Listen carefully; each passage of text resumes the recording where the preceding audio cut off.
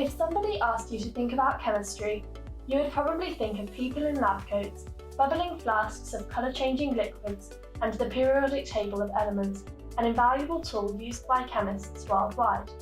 The fundamental premise of chemistry lies with the elements within this table, and therefore the discovery of new elements has always been an incredibly proud achievement for the individuals and wider scientific community alike. Durham University is famous for formalising how we name new chemical elements due to the groundbreaking paper The Making of the Missing Chemical Elements by Professor Friedrich Adolf Paneth, who, after escaping Nazi rule in Germany, worked for many years at Durham University and became the director of chemical institutes and laboratories in 1939. In 1869, the Russian scientist Dmitry Mendeleev drafted a revolutionary periodic table of elements, whereby he predicted 4 elements that were yet to be discovered, including element 43. This element was named time and time again throughout the 19th and 20th century, causing conflict and confusion despite no real proof for its existence.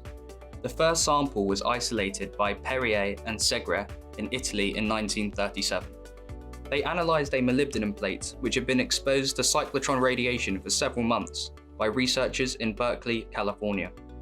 The value of their discovery was not initially recognised by other chemists, and it was denied a place on the periodic table because it was an artificial, man-made element with invisible quantities and was so unstable that further applications were impractical.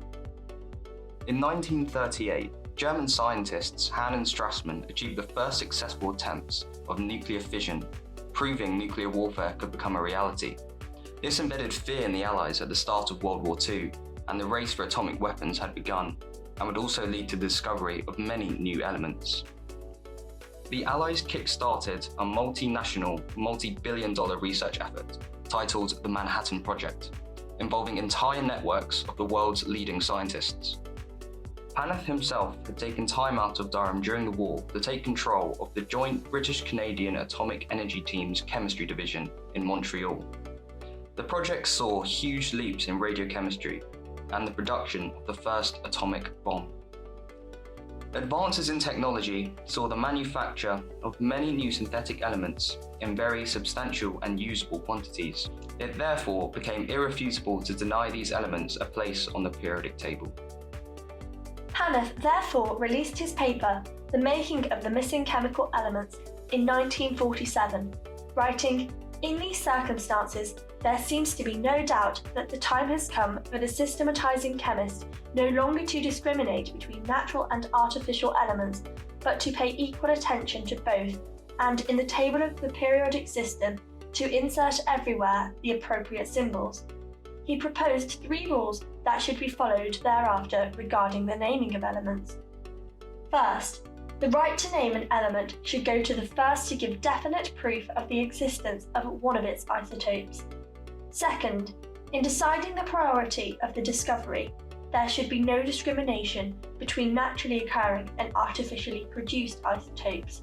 And finally, and most importantly, if a claim to such a discovery has been accepted in the past but is refuted by later research, the name given should be deleted and replaced by one chosen by the real discoverer. His rules were widely accepted and are still followed internationally and enforced by the International Union of Pure and Applied Chemistry, better known as IUPAC, the governing body of chemistry. These rules allowed the acceptance of synthetically produced elements by the wider scientific community, resulting in the addition of 26 synthetically produced elements onto the table. Perrier and Segre were invited back to name element 43 and chose technetium from teknetos, meaning artificial in Greek. 30 of the elements on the periodic table owe their names to these rules. Paneth was a very well-connected man, established scientist, and was incredibly respected by peers. He even has a crater named after him on the moon. His scientific achievements were profound, and he was awarded with several honorary prizes and medals, leading to his election as a Fellow of the Royal Society in 1947. He had a very significant impact upon the department, including founding one of the first radiochemistry laboratories in the UK, the Londonderry Laboratory, right here in Durham. It was located on the very science site we use today. His presence was not only felt by the chemistry department, but also more widely across Durham. A collection of his amber specimens, artefacts and creatures were deposited into the university's Department of Geology, and a series of letters from throughout his time here are currently held within the special collections at the University Library. Paneth truly left his mark, both at Durham and in the modern periodic